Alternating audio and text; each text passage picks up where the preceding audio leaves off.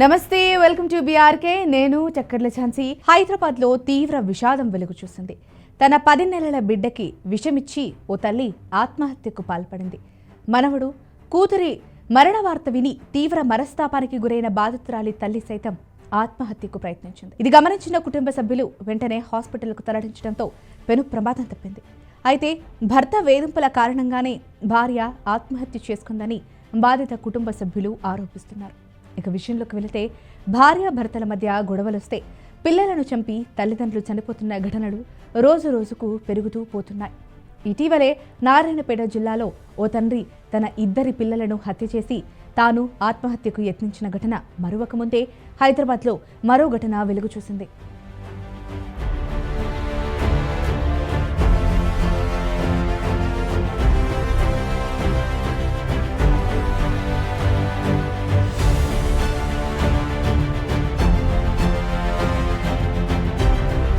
భర్తతో గొడవల కారణంగా తన 10 నెలల చిన్నారికి విషమిచ్చి హత్య చేసిన తల్లి అనంతరం ఆత్మహత్యకు పాల్పడింది.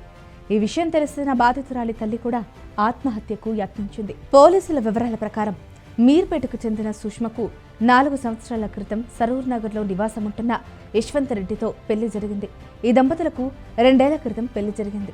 వీళ్లకు ప్రస్తుతం 10 నెలల బాబు కూడా ఉన్నాడు. అయితే కొద్ది రోజులుగా దంపతుల మధ్య గొడవలు జరుగుతున్నట్లు కుటుంబ సభ్యులు చెబుతున్నారు.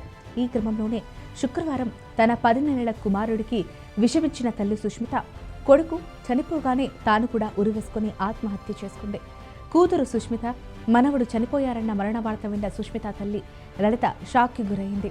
దీంతో ఆమె కూడా ఆత్మహత్యకు యత్నించింది. ఇంతలో ఆఫీస్ నుంచి ఇంటికొచ్చిన యశ్వంత్కు ఇంట్లో భార్య, కొడుకుతో పాటు అత్త అపస్మారక స్థితిలో కనిపించారు.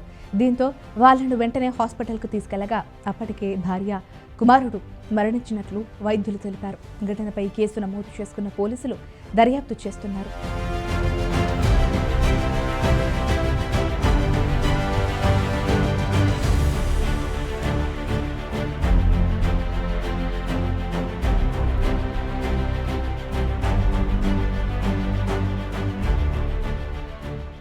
అయితే బాధితురాలి మృతికి భర్త వేధింపులే కారణమని, సుష్మితది ఆత్మహత్య కాదు హత్య అని ఇంటి దగ్గర సీసీ ఫుటేజీ బయట పెట్టాలని బాధిత కుటుంబ సభ్యులు డిమాండ్ చేస్తున్నారు. ఇంట్లో కూతురు మనవన్ని విగత జీవులుగా చూసి తట్టుకోలేక సుష్మ తల్లి లలిత కూడా పాయిజన్ తాగి ఆత్మహత్య యత్నం చేసింది. రాత్రి సుమారు 9:30 ఇంటికొచ్చిన యశ్వంత్ రెడ్డి తలుపులు మూసి ఉండటంతో డోర్లు పగలగొట్టి లోపలికి వెళ్లాడు. అప్పటికే భార్య, కొడుకు మృతి చెంది ఉండటంతో పోలీసులకు సమాచారం అందించాడు. ఇక ఘటనా స్థలానికి చేరుకున్న పోలీసులు ప్రాణాపాయ స్థితిలో ఉన్న లలితను ఆసుపత్రికి తరలించారు. సుష్మ, బాలుడు మృతదేహాలను పోస్టుమార్టం నిమిత్తం ఆసుపత్రికి తరలించారు. ఈ ఘటనపై మీర్పేట్ పోలీసులు కేసు నమోదు చేసి దర్యాప్తు చేపట్టారు. సుష్మ ఆత్మహత్యకు కుటుంబ కలహాలైనా మరేదైనా కారణం ఉందా అనే కోణంలో ఆరా తీస్తున్నారు. ఓవైపు కూతురు, మనవడు మరణించడం, మరోవైపు అమ్మమ్మ ప్రాణాపాయ స్థితిలో ఉండటంతో సుష్మ కుటుంబంలో తీవ్ర విషాదం నెలకొంది. గుండెలు బద్దలయ్యేలా రోధిస్తున్నారు సుష్మ కుటుంబ సభ్యులు, బంధువులు.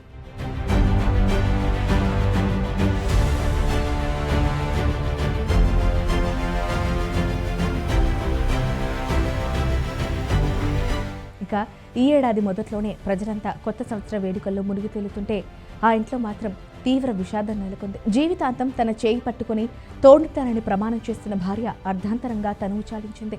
ఆమె లేని లోకంలో తాను మాత్రం ఎందుకున్నాడు? కానీ ముక్కుపచ్చలారని 3 పిల్లల ముఖాలు చూసి ఆగిపోయాడు. ఆ పిల్లలకు తల్లి, తండ్రి తానే అవ్వాలనుకున్నాడు. అతడు ఎంత ప్రయత్నించినా తనకు భార్య లేని లోటు, బిడ్డలకు తల్లి ప్రేమను పంచలేకపోయాడు. పోలీసులు తెలిపిన వివరాల ప్రకారం నంద్యాల జిల్లాలోని ఉయ్యాలవాడ మండలంలో ఈ దారుణం చోటు చేసుకుంది. భార్య చనిపోవడంతో తీవ్ర దుఃఖంలో మునిగిపోయిన ఓ తండ్రి తన 3 పిల్లలకు కూల్ డ్రింక్లో విషం కలిపి తాగించాడు. వారు చనిపోయాక తాను కూడా ఆత్మహత్య చేసుకున్నాడు. ఉయ్యాలవాడ మండలం తుడుమలదిన్న గ్రామానికి చెందిన వేపులపాటి సురేంద్రకు 3 పిల్లలున్నారు. వారు కావ్యశ్రీ, జ్ఞానేశ్వరి, సూర్యగగన్. అందరూ 10 ఏళ్లలోపు చిన్నారులే. ఆ పసికందులకు విషయం కలిపిన కూల్ డ్రింక్ను తాగించాడు. వారు చనిపోయాక తాను కూడా ఉరివేసుకుని ఆత్మహత్య చేసుకున్నాడు. భార్య మృతిని తట్టుకోలేకనే సురేంద్ర ఇంతటి దారుణ నిర్ణయం తీసుకున్నాడు.